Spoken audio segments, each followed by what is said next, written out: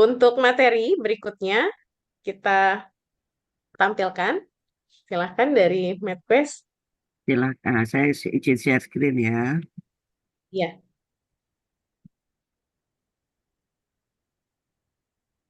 ya. Untuk materi selanjutnya kami persilahkan Dr. Juli Kumalawati untuk Ya, menyampaikan importance of HCV RNA POC testing in hepatitis C patient management. Waktu kami persilahkan, dokter. Terima kasih. terima kasih Dokter Munawaroh.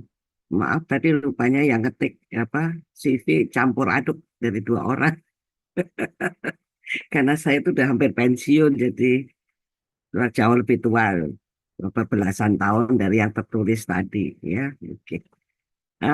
Terima kasih atas undangan dari panitia untuk saya sedikit berbagi topik yang diminta oleh panitia yaitu mengapa diperlukan pemeriksaan hasil RNA yang mendekati area di mana pasien itu berada, ya point of care, ya. Jadi ini adalah outline saya, yang akan saya bahas. Tadi ada Dr. Andi juga sudah menjelaskan sebagian mengenai program WHO untuk apa eliminasi HCV di dunia. Kemudian algoritmanya juga mungkin sudah dibahas oleh Dr. Andri. Kemudian tapi ada beberapa hal kalau mau didekatkan dengan tempat rawat ini ada beberapa hal yang harus dipenuhi, tidak sembarangan ya. Nah, itu yang akan saya lebih bahas lebih lanjut. Kemudian kapan disebut diperlukan namanya yang reflex testing untuk hepatitis C. Jadi tahun yang lalu itu WHO mencanangkan bahwa tahun 2030 harus 90% penduduk dunia pernah dites HCV untuk HCV dan 80% dari mereka yang terinfeksi dapat diobati ya, mendapat pengobatan yang sesuai. Tapi untuk itu diperlukan suatu alur pemeriksaan yang lebih sederhana dibandingkan yang sekarang. Karena ujung-ujungnya kan diperlukan juga pemeriksaan asam nukleat, yaitu kalau untuk HCV ya kita bisa deteksi RNA-nya.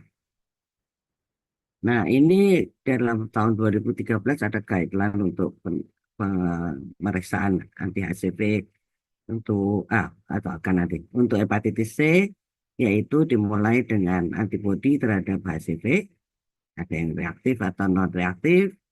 Kalau non reaktif dianggap tidak ada infeksi, ya. Tapi kalau ada antibodi dilakukan konfirmasi dengan RNA HCV dan kalau terdeteksi maka perlu segera diobatin. Dan kalau tidak terdeteksi tapi anti HCV-nya positif, kadang-kadang perlu pemeriksaan lebih lanjut ya yang diperlukan atau follow up pada waktu yang berikutnya atau berbeda.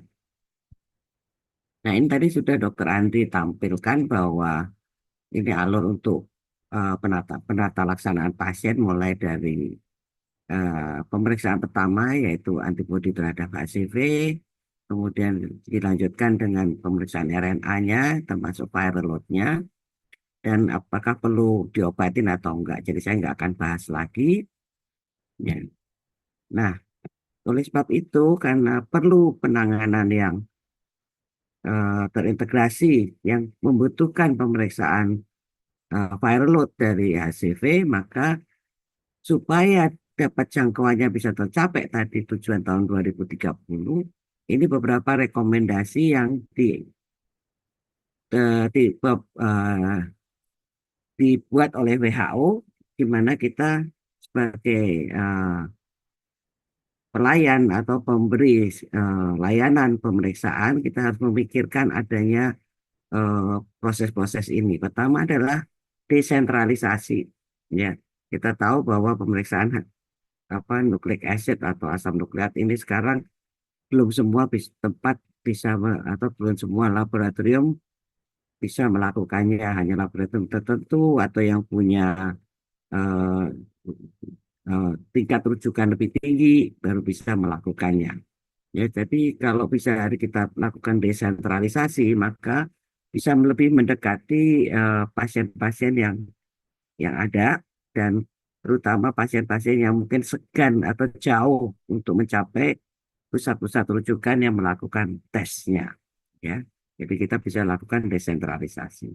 Kemudian integrasi. Integrasi itu maksudnya adalah integrasi antara diagnostik dan pengobatannya. Jadi supaya nggak usah bolak-balik udah didiagnosis nanti mesti lagi pindah lagi ke tempat lain yang memberikan pengobatan yang diperlukan oleh pasien-pasien yang terbukti terinfeksi. Ketiga adalah berbagi tanggung jawab atau eh, tugas, ya, bahwa bukan hanya dokter spesialis tertentu yang apa mungkin hanya yang sudah apa subspesialis hepatogastroenterologi yang bisa menangani, tapi diusahakan bahwa semua tingkat sampai dokter umum pun bahkan kalau diusulkan juga perawat yang dilatih bisa memberikan eh, atau melakukan akses terhadap diagnosis maupun pengobatannya, ya. Itu yang dilakukan direkomendasikan oleh WHO pada tahun 2022 yang lalu. Oleh sebab itu dasar dari desentralisasi dan task sharing ini adalah berdasarkan dari suatu penelitian yang diadakan di salah satu penjara, ya, karena orang yang di penjara ini kan nggak bisa keluar, ya, jadi nggak bisa dibawa ke rumah sakit, kalau nggak nanti bahaya bisa lari dan sebagainya. Yang tapi penularan hepatitis C-nya cukup tinggi. Oleh sebab itu dua model, dilakukan penelitian dengan dua model. Yang satu adalah model yang konvensional, di mana dilakukan di suatu pusat eh, kesehatan. Yang satu lagi dilakukan di tempat, model yang kedua adalah dilakukan di tempat di mana para narapidana itu berada. Jadi kalau kita lihat alur dari, bentar saya kasih pointer, ya. Jadi ini alur pertama yang pada yang konvensional. Jadi dari penjara itu kemudian dilakukan interview atau pemeriksaan di awal oleh seorang dokter atau seorang perawat. Terus kemudian diambil darahnya, sampelnya untuk dilakukan pemeriksaan anti HCV. Kemudian dari situ kalau positif dilanjutkan dikirim darahnya ke pusat pemeriksaannya. Baru dari sini lagi kalau ada hasil diserahkan hasilnya kepada dokter yang akan menangani pasien atau narapidana tersebut. Kemudian dilakukan assessment, baru kemudian diberikan pengobatan dan akhirnya obatnya bisa sampai ke penjara di mana narapidana tersebut berada. Ternyata rata-rata dari awal sampai akhir ini diperlukan waktu sekitar 99 hari, cukup lama, ya. Dan ternyata juga akhirnya yang mendapat pengobatan hanya 22% dari mereka yang seharusnya mendapatkan pengobatan itu. Dengan model kedua, di mana dilakukan pemeriksaan dan terapi di tempat, yaitu di penjara tersebut, setelah interview langsung dilakukan pemeriksaannya dua-duanya langsung jadi reflex testing di tempat, ya, dengan anti HCV dan HCV RNA. Terus kemudian karena ini sudah dilatih walaupun bukan spesialis atau subspesialis, bisa memberikan pengobatannya dan akhirnya pasien bisa diobati dalam waktu 6 hari. Ya, jadi jauh lebih pendek. Dan keberhasilan jumlah pasien yang seharusnya mendapat pengobatan dan mendapat pengobatan secara benar adalah tinggi 93%.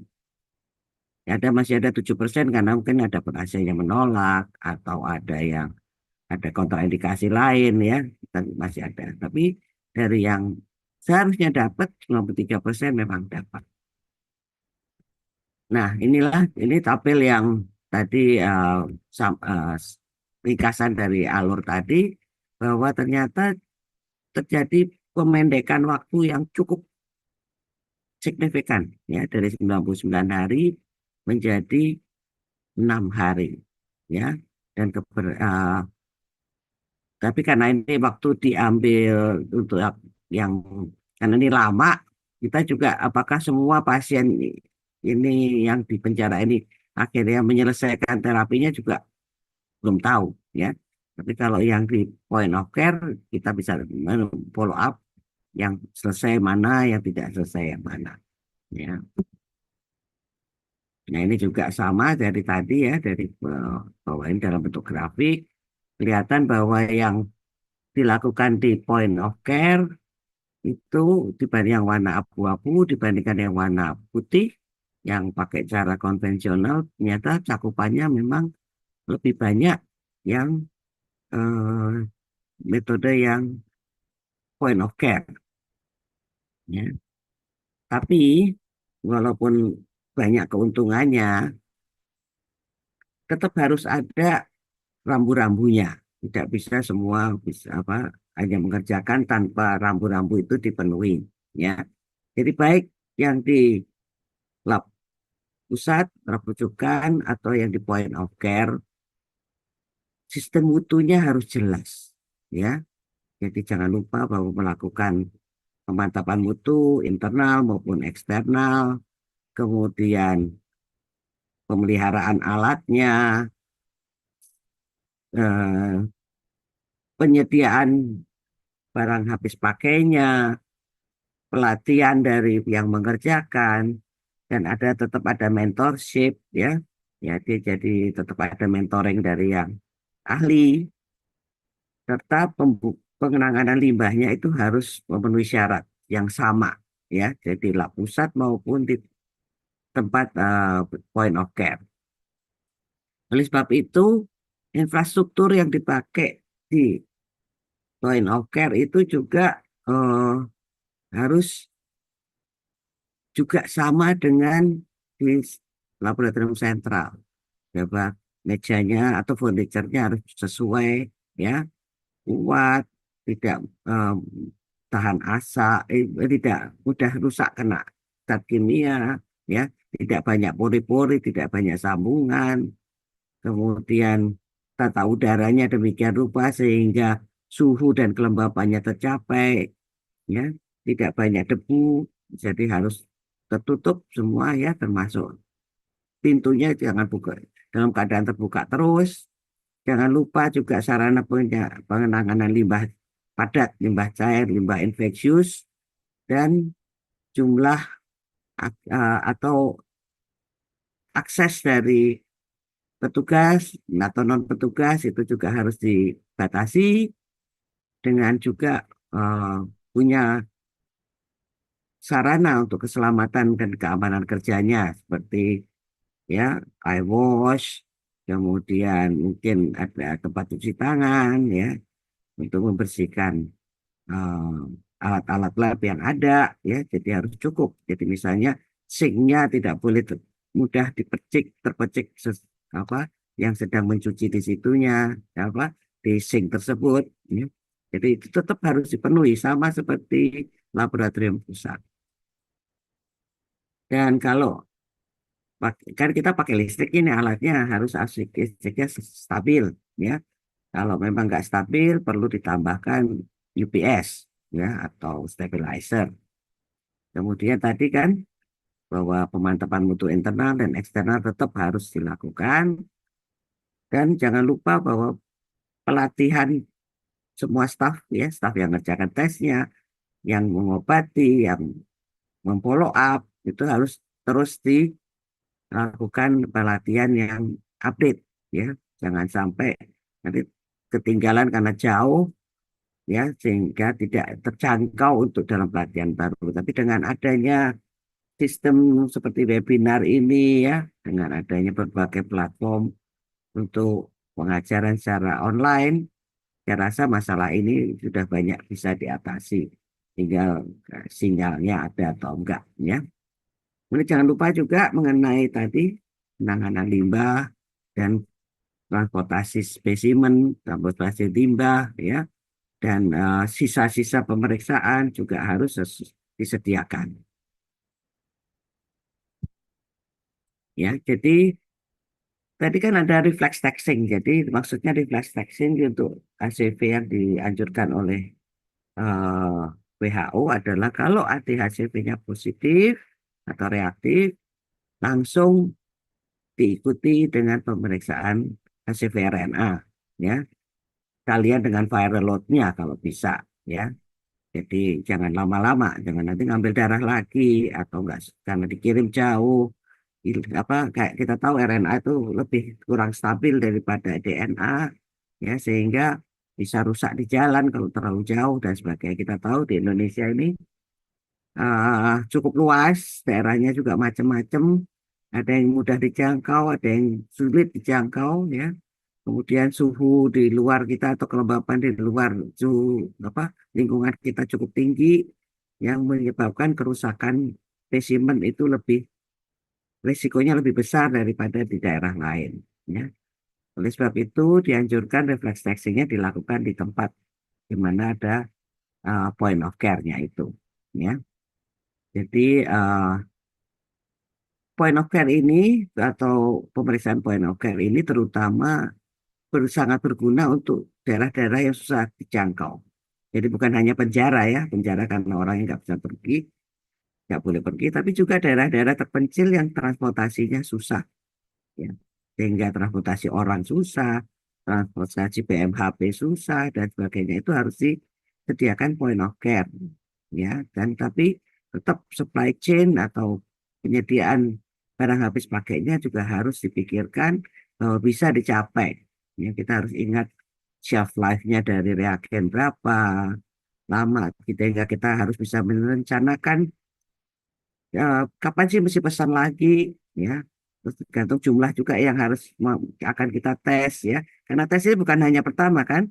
Setelah diobati juga ada tes berikutnya. Jadi kita harus bisa memperkirakan reagen yang akan diperlukan. Jadi gitu. Dan berapa lama sih dari pesan sampai reagen itu datang itu harus diperkirakan. Dan kalau sudah diterima berapa lama bisa nanti akan shelf life-nya. Jadi kapan expired-nya. Jadi kita harus bekerja sama dengan penyedia atau penyedia reagen bahwa kapan sih daerah mana yang harus shelf life-nya panjang, mana daerah mana yang bisa shelf life lebih pendek, gitu ya. Yang mudah dicapai tentu shelf life lebih pendek nggak apa-apa. Atau lagi kalau jumlah yang diperiksa banyak, ya. Jadi itu semua harus dipertimbangkan. Ya. Oleh sebab itu kita harus merencanakan ini berdasarkan jumlah yang akan dites, kemampuan supply chain-nya berapa lama, kemudian juga eh, kondisi di tempat apakah sudah siap atau tidak. Ya. Jadi diusahakan nanti kalau namanya POC atau point of care itu adalah semua tes dan untuk diagnosis maupun follow up serta pengobatannya itu dilakukan di tahap primer. Ya. Oke. Nah, keuntungan dari dan kerugian dari pemeriksaan di point of care dibandingkan dengan di lab rujukan adalah kalau di lab rujukan biasanya ke karena sekali diperiksa dua-duanya ada di situ kalau kita ada apa pastinya biasanya kalau lab rujukan lengkap sehingga kita cuma perlu satu kali ngambil darah bisa untuk 2 tabung langsung bisa ya tapi kalau eh, dan bisa tuh nanti jumlahnya yang banyak. Tapi kalau point of care biasanya kan anti HCV-nya bisa pakai rapid kadang-kadang sehingga ditusuk dulu di perifer. Terus nanti kalau udah positif baru diambil lagi darah vena gitu ya. Itu jadi akibatnya ya kadang-kadang bisa membutuhkan 2 kali eh, penusukan ya. Yang kadang-kadang orang males itu kan. Apalagi kalau sudah nunggu hasil rapidnya dulu kan sekitar 15 sampai 20 menit baru keluar hasil gitu. Tapi kalau di lab pusat biasanya karena kita pasiennya nggak usah ditungguin karena darahnya ada, nggak pasiennya bisa langsung pulang. Ya. Ya, tapi juga kalau di lab pusat itu bisa untuk jumlah pemeriksaan yang banyak karena biasanya kita pakai alat ya, apalagi alatnya sudah otomatis. Tapi kalau di POCT atau point of care biasanya hanya bisa untuk jumlah pasien yang sedikit, mungkin cuma 20 sehari. Nah, kalau udah lebih dari 20 biasanya keteteran tuh point of care-nya ya dalam sehari. Tuh. Jadi karena kemampuan SDM-nya, kemampuan eh, jam kerjanya yang tidak sesuai untuk jumlah pemeriksaan yang banyak. Ya, jadi kita harus apa, menimbang nih kapan pakai point of care, kapan pakai lab rujukan. Ya. Oke, saya rasa itu jadi take home message dari saya adalah memang point of care dari pemeriksaan point of care dari RNA HCV ini meningkatkan bisa meningkatkan jangkauan dan memperpendek waktu untuk seorang pasien mendapatkan penanganan secara paripurna ya. Tapi tetap harus memperhatikan rambu-rambu bahwa di lab point of care itu tetap mengikuti rambu-rambu umum sehingga mutu dari pemeriksaannya sesuai atau sama dengan lab rujukan. Saya rasa terima kasih atas perhatiannya. Mudah-mudahan berguna untuk kita semua.